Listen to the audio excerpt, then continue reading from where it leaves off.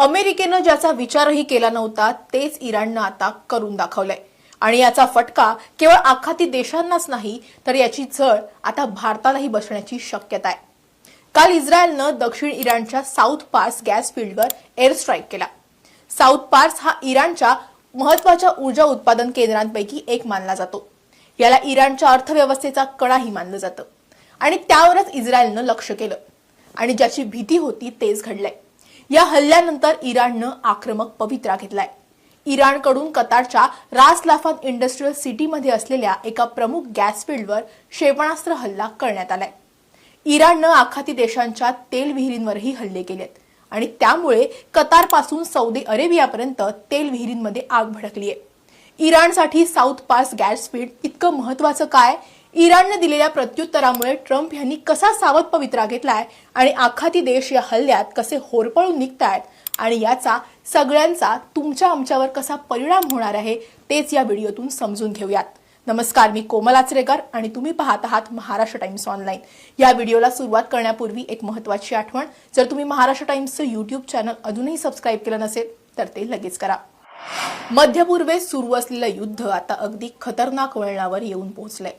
अमेरिकेनं इस्रायलच्या साथीनं इराणवर जोरदार हवाई हल्ले केले। यानंतर दुसऱ्याच दिवशी इराणचे सर्वोच्च नेते अयातुल्ला अली खामेनी यांना ठार करण्यात दोन्ही देशांना यश आलं।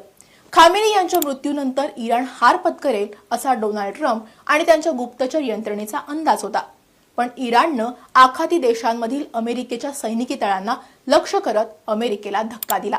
आता इराण अशा प्रकारे पलटवार करेल ह्याची कल्पना अमेरिका आणि ट्रम्पनं केली नव्हती, पण इराणनं जोरदार प्रत्युत्तर दिलंय। त्यामुळे अमेरिकेचे राष्ट्राध्यक्ष डोनाल्ड ट्रम्प यांनाही स्पष्टीकरण द्यावं लागलंय। इस्रायलनं बुधवारी इराणच्या साऊथ पार्स गॅस फील्डवर हल्ले केले।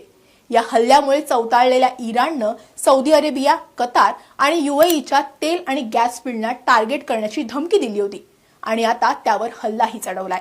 आतापर्यंत इराण केवळ अमेरिकेच्या लष्करी तळांना लक्ष्य करत होता, परंतु आता इराणनं तेल आणि गॅस या पायाभूत सुविधांवरही हल्ले करण्यास सुरुवात केली आहे।